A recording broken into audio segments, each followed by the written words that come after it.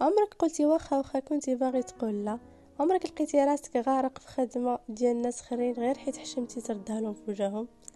انا كنت من ديك الناس اللي كيحشموا يقولوا لا غير في الخدمه. مثلا شحال من مره كنلقى راسي كندير شي حاجه ماشي ديالي، ومع الوقت كترجع مفروض عليا.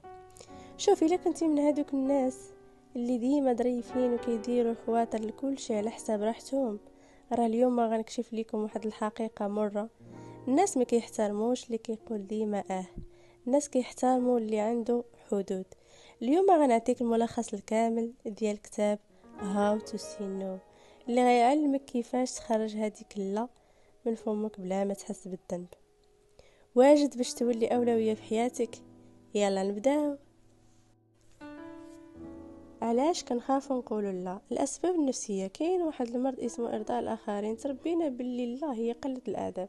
نعطيكم مثل بسيط، حنا المغاربه اون جينيرال، بالاخص الناس ديال التسعينات الثمانينات وما تحت، تربينا على لا ممنوعه في الدار، ممنوع تقول لا. ماشي بحال هذا الجيل هذا ديال 2000 طالع تبارك الله ناضي، الله يحفظهم يا ربي.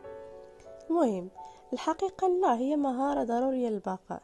تاني حاجة هي الخوف من الرفض، خايفين لهذاك الشخص يتقلق منا وما يبقاش يحملنا. راه كاين ناس كيستغلوا الطيبة ديالك من هاد الناحية هادي، واذا قلت لهم لا كيغضب. غير خليه يغضب، راه من بعد غادي يرجع يحترمك بزز منه.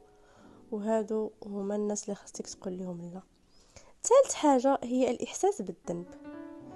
كتحس باللي انت اناني الا فكرتي في راسك الاول، وهذا فخ كيطيحوا فيه بزاف ديال الناس ظريفين طبعا. القواعد الذهبيه باش تقول لا بلا ما تحس بالذنب: ما تعطيش تبريرات طويله.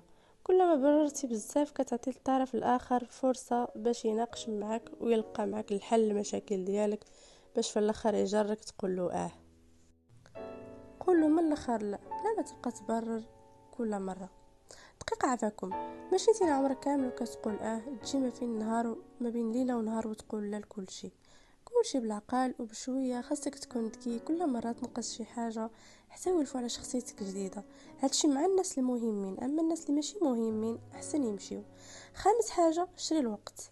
الا تحطيتي في موقف محرج قول خليني نفكر ونرد عليك.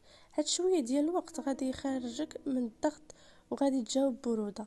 كون واضح ومباشر بلا ما تبقى تدور في الهضره. قول ما نقدرش، اسمح لي، احسن ليك بلا ما تبقى تضيع طاقتك مع بنادم. سادس حاجه هي كيفاش ترفض بطريقه زوينه. يعني البديل ديال لا هي: ما نقدرش ندير هاد الشيء اللي قلتي لي دابا، ولكن نقدر نعاونك في شي حاجه اخرى المره اللي جايه.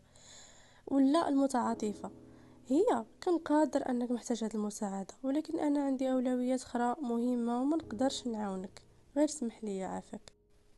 دير تقنيات الاسطوانه. الا بقاو كيلحوا عليك عاود نفس الجمله: والله ما كرهت ولكن ما مساليش، بلا ما تزيد حتى حرف حتى يفهموا باللي قرارك نهائي. سابع حاجه هي: شنو غادي تربح ملي غتعلم تقول لا؟ الناس غادي يبداو يحترموك ويعرفوا باللي وقتك غالي وعندك حدود. تاني حاجه غادي تربحها هي الراحه النفسيه، ما غتبقاش هز الدقه ديال كل شيء، وغادي تولي دير الحوايج اللي انت باغي ماشي اللي مفروضين عليك.